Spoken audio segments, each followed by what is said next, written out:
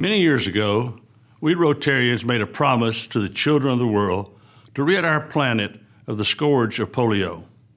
We keep our promises, and the eradication of polio remains Rotary's highest priority.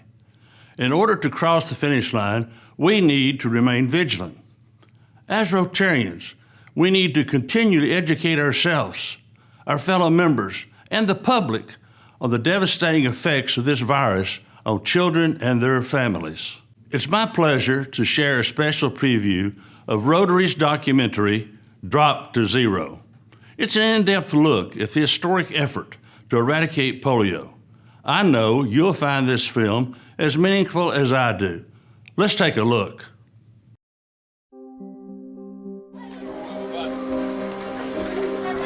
हुआ सबसे ज़्यादा दुख हुआ कि आज हमारे भी दोनों पैर होते तो हम भी कुछ दुख ज़्यादातर हुआ. I had a sore throat and a high fever. My dad took me to the doctor and they called my name and I got up and collapsed. And the doctor said she has polio.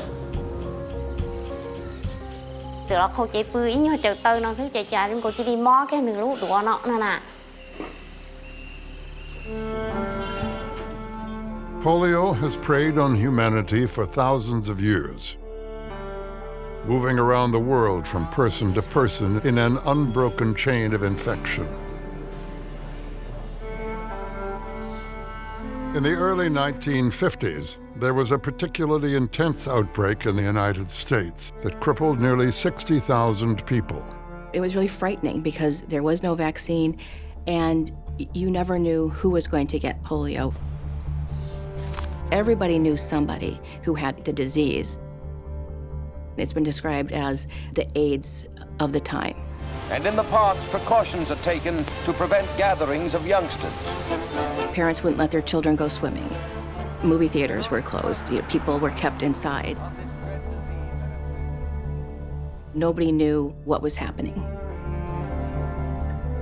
What we know today is that polio is spread by contact with contaminated food, water, or human waste. When the virus multiplies in the intestines, many children will only suffer from mild flu-like symptoms. But in 1 in 200 cases, it travels to the spine, attacking nerve cells that control the muscles in the arms and legs, leaving the victim paralyzed. In the worst cases, the victim dies, unable to breathe or swallow.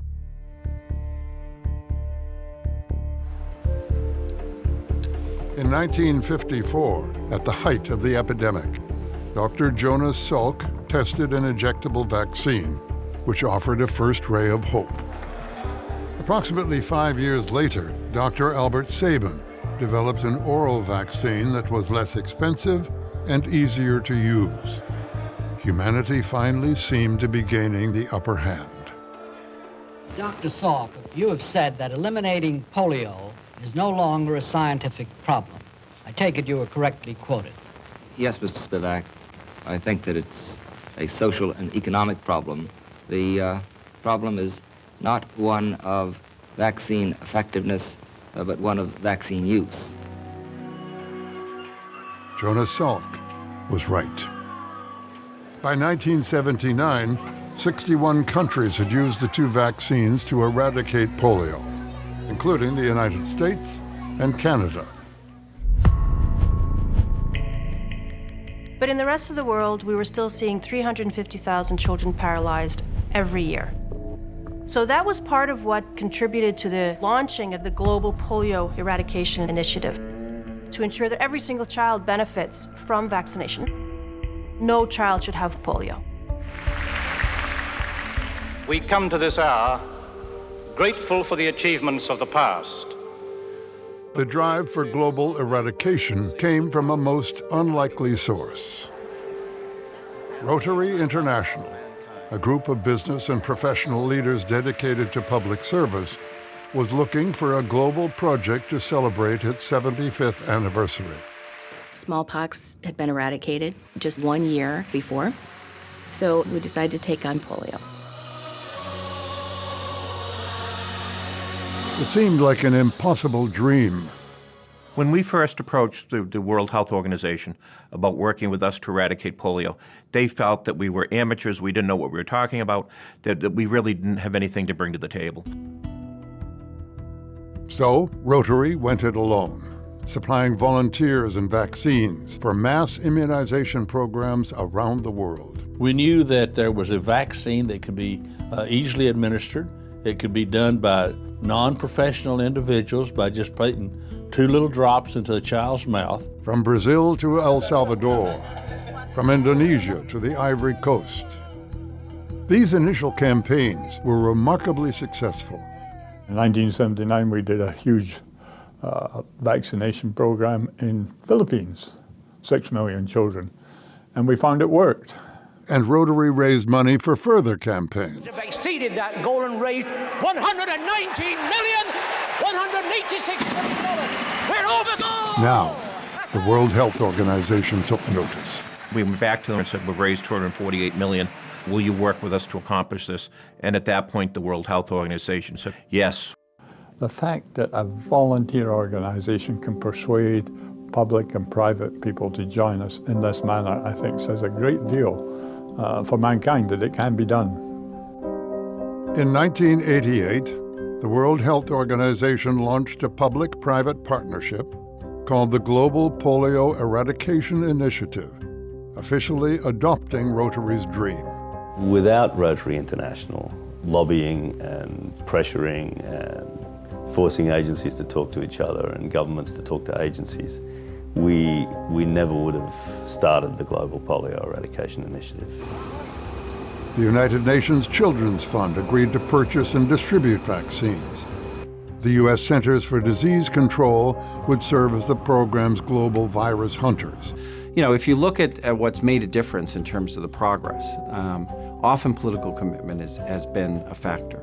And Rotary has been key in terms of motivating community leadership, political leadership, to get this job done.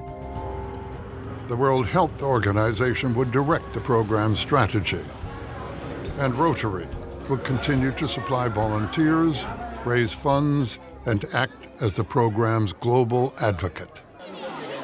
There were many skeptics.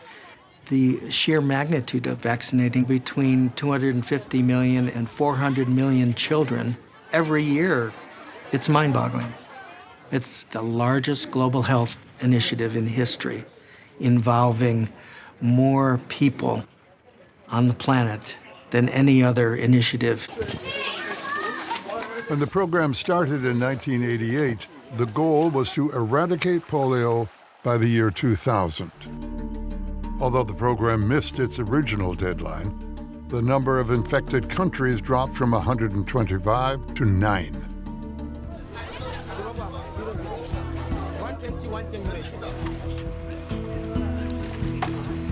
To provide vaccine to remote areas, the polio program has built a globe-spanning network called a cold chain, which keeps the vaccine from spoiling.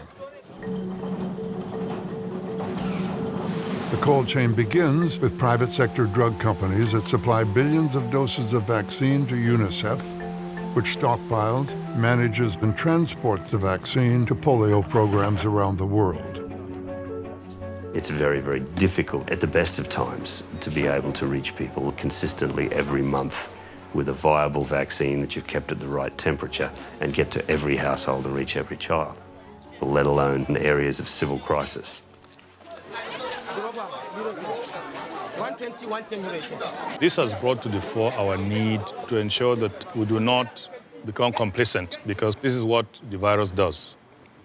It surprises you.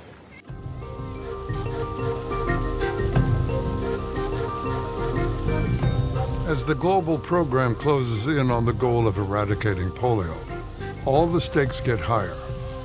They'll say, we made a promise to the children of the world, and we haven't delivered yet, and we won't stop until we do.